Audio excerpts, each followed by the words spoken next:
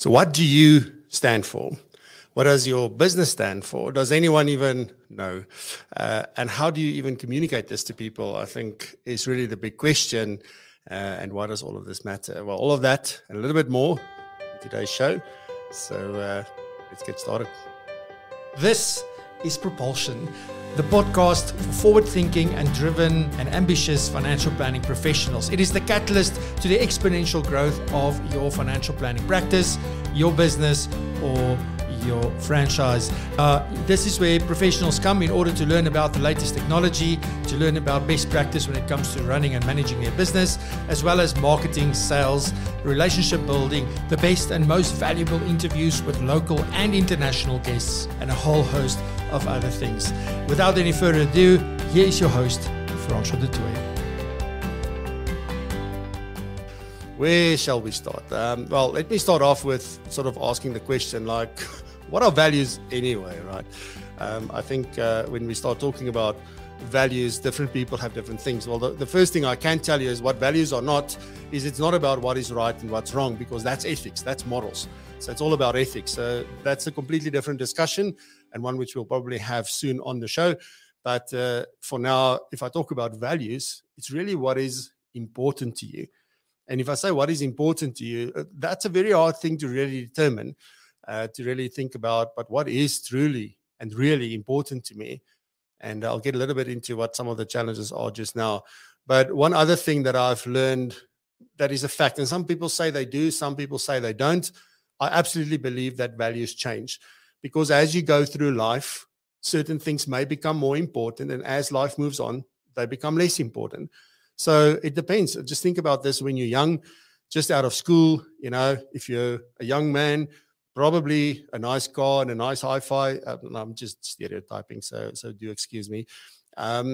So that's what may be very important to them, and all their money would go to those things, partying, doing things with friends, having experiences, traveling the world, those kind of things. Then they meet the love of their life.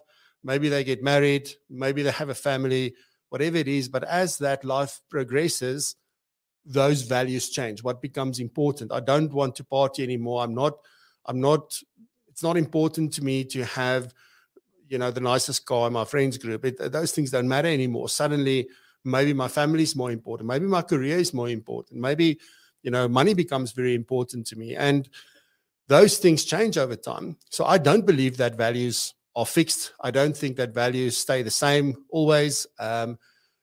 Maybe your top values won't change, won't sort of be substituted by other values, although unless you've got bad sort of values that are not good for you and you decide to change them, but otherwise they do shift around in order of importance. And that for me is definitely something that was a big eye-opener when I sort of started thinking about that. But that's that. But then there's this question for me around true values versus perceived values. And I don't know if perceived is really the right word, but what is really important to you versus what others think should be important to you? And often we let what others think should be important to us dictate what we say is important to us. And in fact, we try and align our lives with what, be it family, be it religion, be it whatever it is, whoever sets that expectation around what should be important to you, doesn't matter where it comes from, you try and align to that because it feels like that's the right thing to do. That is when you are a good person. That is when you do the right things for the right reasons, And then you started over time getting burned out. You don't feel satisfied. You don't feel fulfilled. You feel frustrated, and you don't understand why. You absolutely have no idea why this is. And then when you take a step back and you're really, really honest with yourself and you say, but what is really and truly, truly important to me? And you realize that, you know what? Money is the number one thing in my life. That is the most important thing. And then maybe work, and then maybe my family. Whereas typically, people would expect that family is always number one, or religion is number one, family is number two, work is number three. And that's typically what is being discussed sort of everywhere. And doesn't matter, like, it's all about what you believe and what you subscribe to. And that is I think what I'm trying to get is that it's a very, very personal thing. there isn't a right or a wrong here, but you have to be honest with yourself about what is really important to you. If I do value, let's just say money as number one, then that's fine. Unless that value makes me do things to get the money that are not so kosher, that now does not agree with my ethics and what is right and wrong. So a whole different discussion. But that's really what that is about. And I had a session with a team of mine last year. And one of the things that people are struggling with, you often find, let's just say, single parents. They don't have a choice, right? The children sort of has to be, like, they spend a lot of time with children.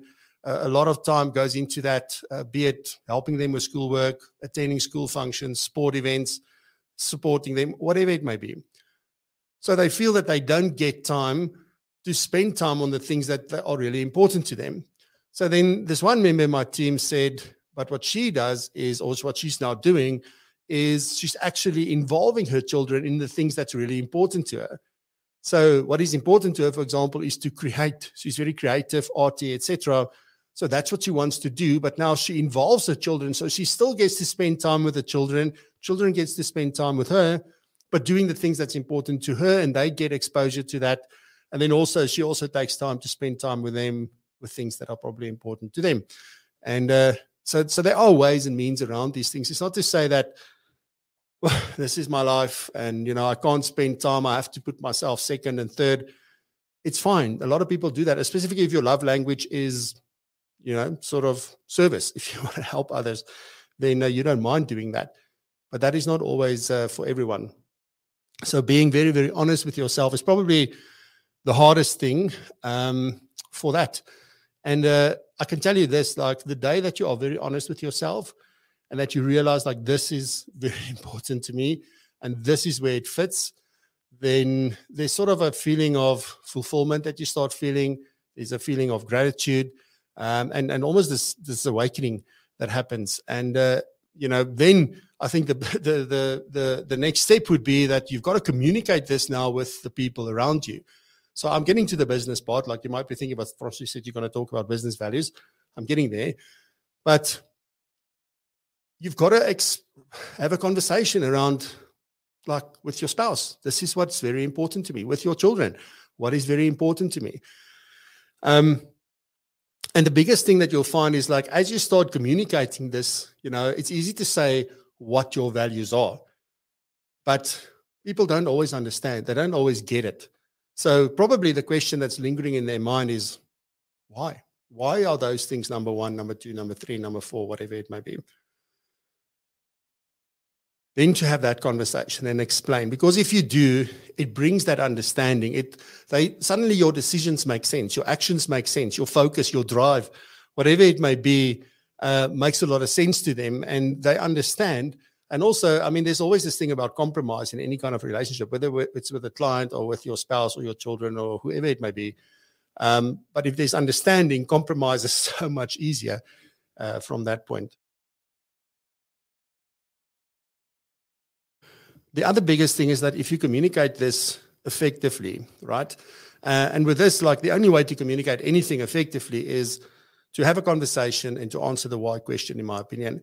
But you attract the right people into your life, because people whose values don't align with yours will just leave by themselves, right? Clients will leave by themselves because they don't like what you stand for. They don't like what you're doing or anything like that. And that's fine, because the right people will stay and the right people will join, which is very, very important in any business, any relationship, anything like that.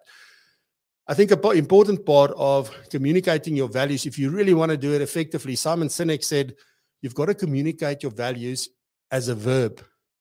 So it's not the what, it's actually something that you're doing. If I can sort of translate what he was saying, it's something you do. It's not something that you put on a poster against your wall to say, wow, these are our values, this is so amazing, or these are my values. So definitely something very, very different. It's about how you operate. It's sort of what guides you. That is really what values are. It's if they are important, they make decisions so much easier. It is how you behave, it's the actions you take, it's the decisions, everything is linked to that. All right. So then, obviously, let's get to personal values versus business values. And for me, everything starts in life. And Norma actually has spoken about this over the last 2 or 3 weeks, that whatever we do, it starts with me. The biggest thing that I think I learned in the last few years is that I cannot change what you do. I cannot change what my spouse does.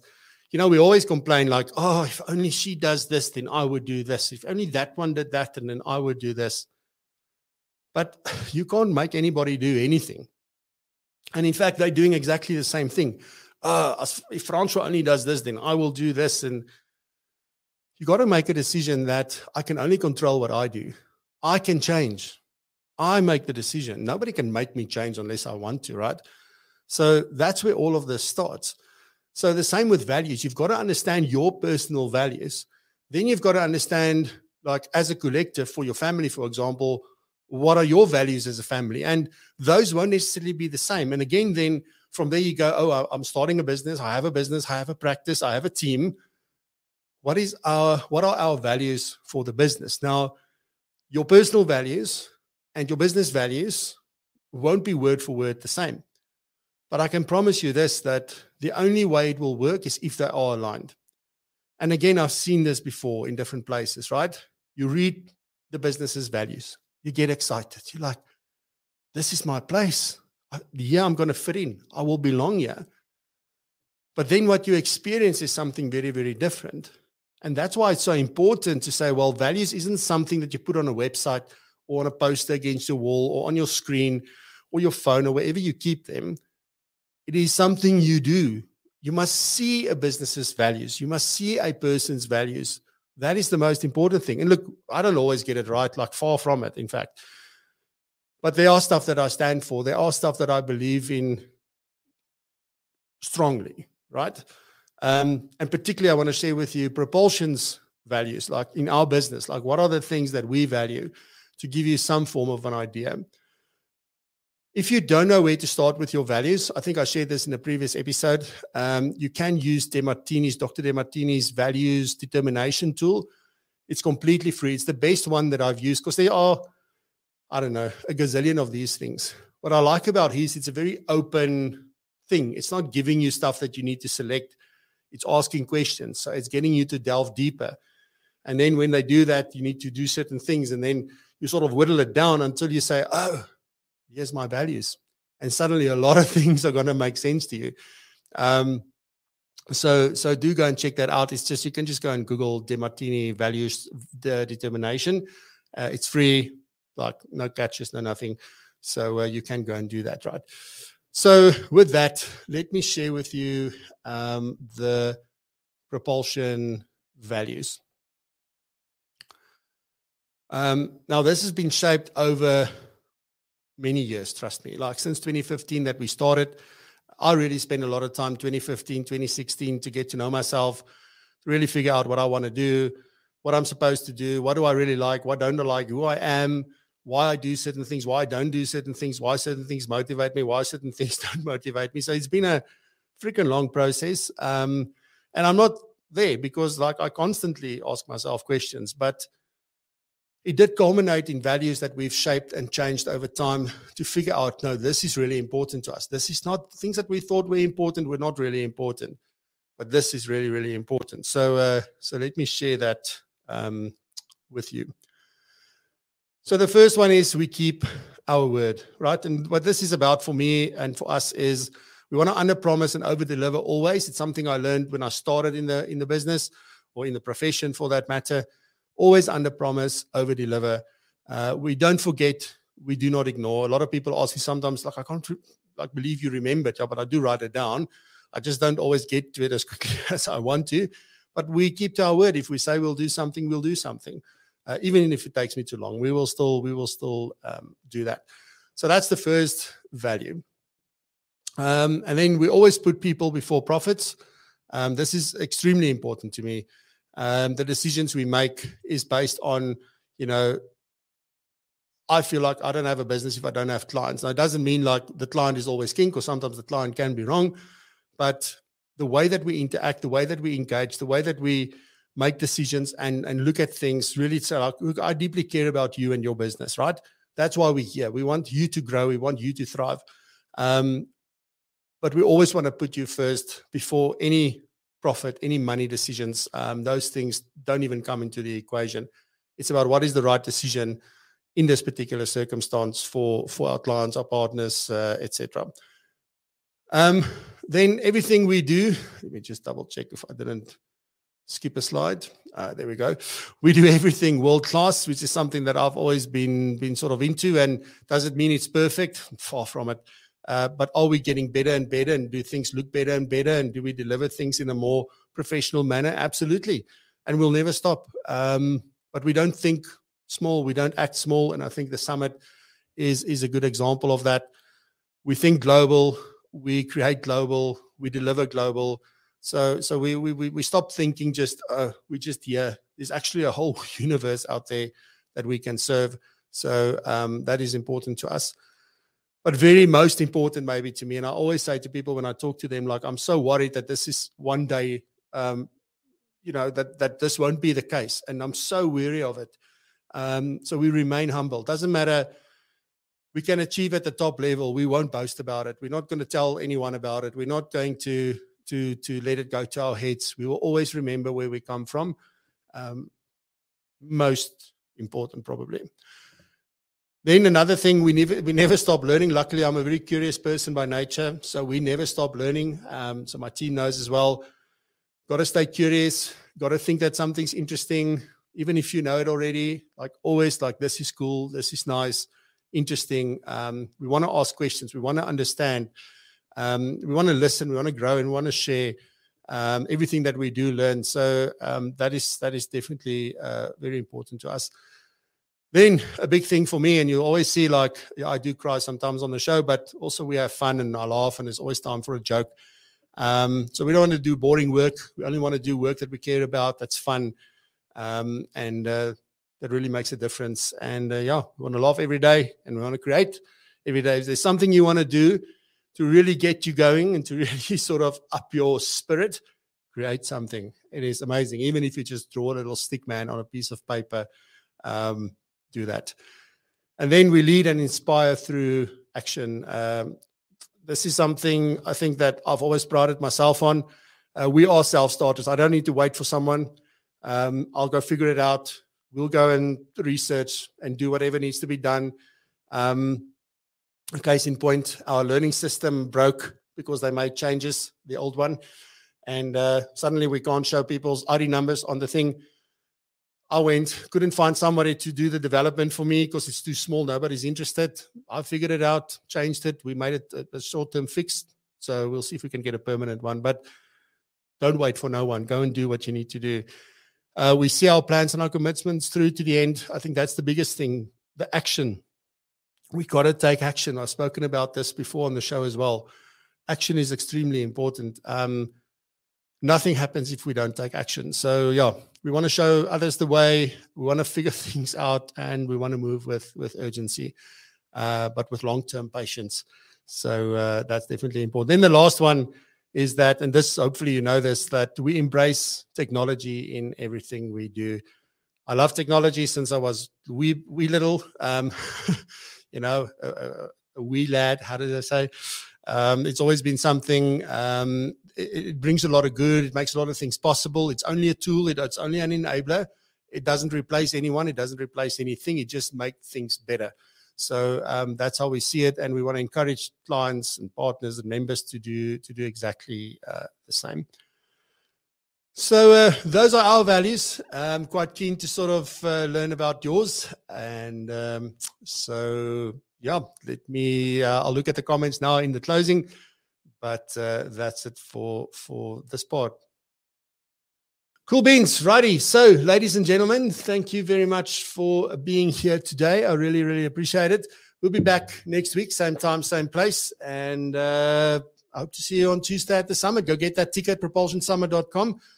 Stay safe, be blessed and prosper, and continue to raise the bar. Bye-bye.